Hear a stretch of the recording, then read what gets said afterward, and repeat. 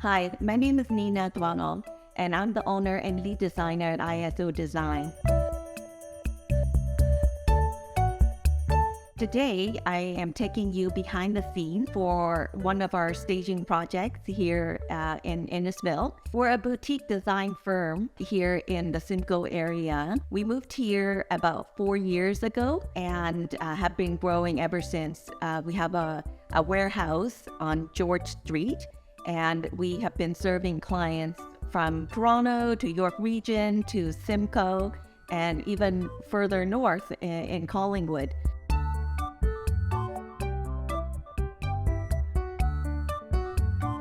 Some of the services that we include staging, which is what we're doing today. We're taking you behind the scene to one of our latest projects, and you'll see the before and the after. I hope you enjoy it.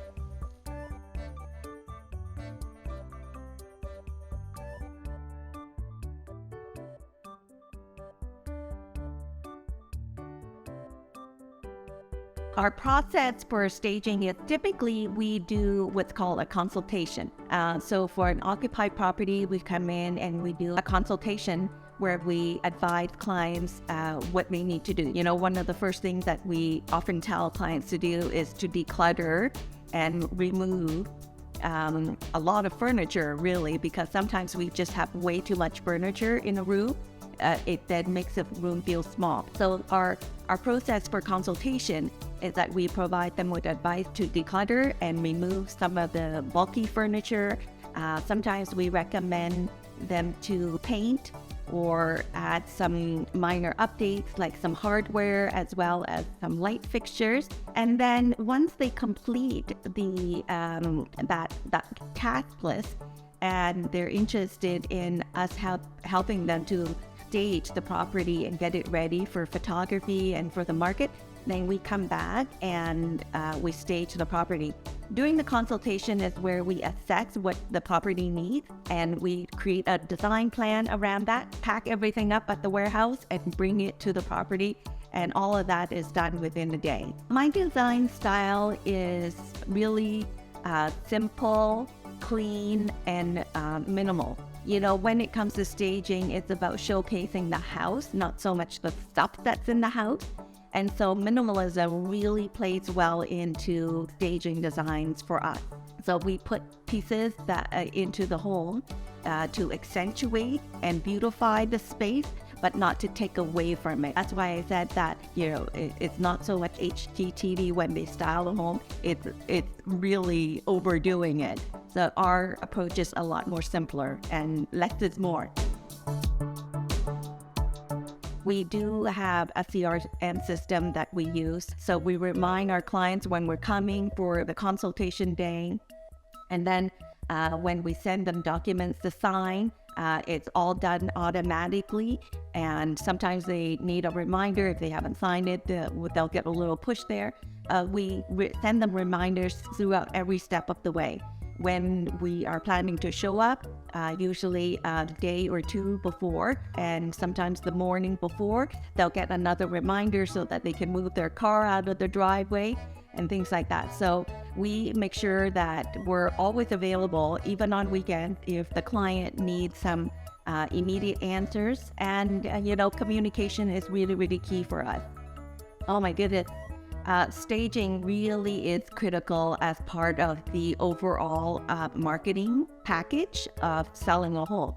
You know, when you sell a home, it's no different than selling a car. It's no different than selling a package of bread. Every product needs to be marketed, and a house is like any other product. It's just a bigger product. So when you put your best foot forward and you help to solve some major issues for buyers when they walk through a home, you know, sometimes they don't know how a home should be situated or how the furniture should be positioned. And when you stage it, it helps to alleviate those questions from the buyer's mind. And when they walk into a beautiful space, they tend to fall in love with it. And so it creates that emotional connection for buyers to then, you know, take that next step and make the purchase. With every single project, we measure it by the number of days that the house sits on the market and how much it sells for. Ideally what we want the property to do is to sell for more than asking, but sometimes it's really dependent on the market condition. Well, during the consultation is when we assess what the property needs. What that means is, how many pieces of furniture the property needs, how much artwork, how much decor, bedding, and any soft goods. So the cost of a staging project is primarily dependent on how much stuff is brought in and how big the property is. So the bigger the property, it's going to take us longer to stage, thereby the cost of the labor goes up as well as the cost of other rental items. And so when we quote, we've been doing this for a long time now, so we're very good at sticking to the budget that our client sets for us. Sometimes there's unforeseen things that does come up where we find that the home might do better if it had a few more pieces.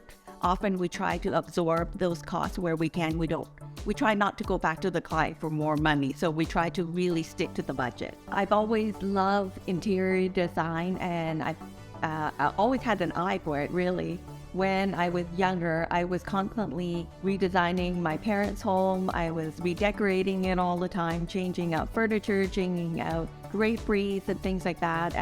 I was DIYing a lot of things to add to our home as well. So when I had the opportunity to go into business for myself, I decided that it had to be something that I would love to do and be excited to wake up to do every morning. So that I never looked back since.